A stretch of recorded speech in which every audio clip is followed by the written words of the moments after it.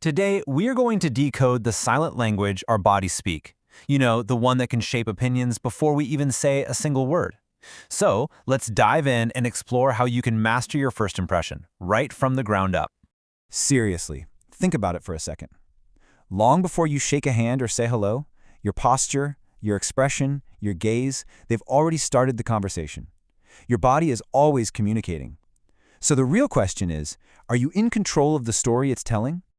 And here's the kicker. You don't have much time to tell that story. First impressions, they are formed at lightning speed.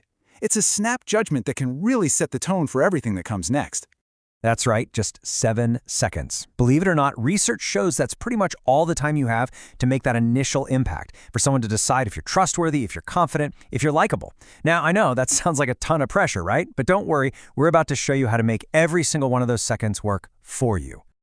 So this is basically the playbook, and honestly, it's way simpler than you might think.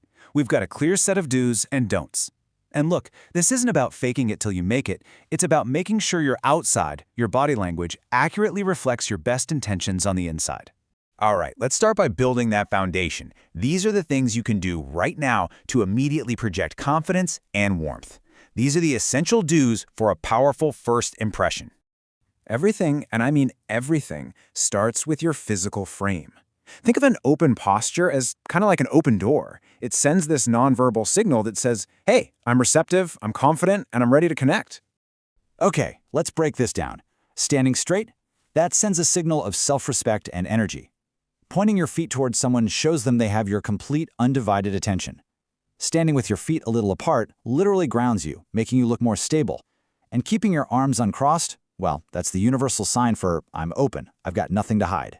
So once your posture is set, the focus moves up to your face. This is where you go from just having a presence to making a real, genuine connection. Your eyes and your smile are your most powerful tools for building that instant rapport. The absolute key here is being authentic. A real, genuine smile actually lights up your eyes. You want to aim for steady, comfortable eye contact, not some kind of intense stare down. Just relax your gaze to show you're curious. And please, don't underestimate a well-timed, genuine laugh. It's probably the fastest way to build a bridge with somebody. And the final piece of the puzzle is movement. How you use your hands and even how you hold your head can signal either anxiety or a really calm, collected confidence.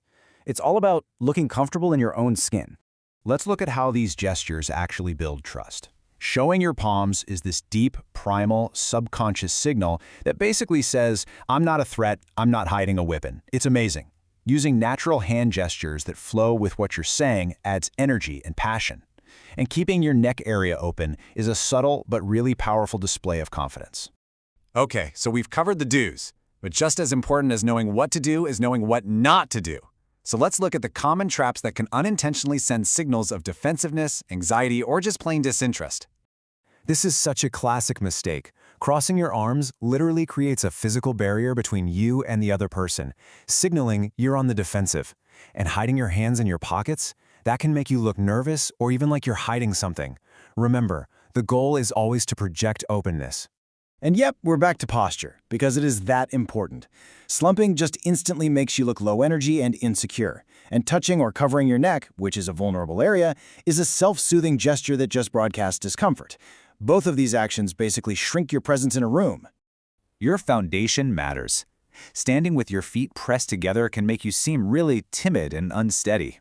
And then there's all that nervous energy, fidgeting, tapping your foot, biting your nails.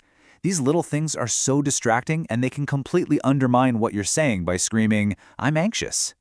When it comes to your eyes, it is all about finding that Goldilocks zone, the right balance. Confident eye contact builds connection, but staring, that just feels aggressive.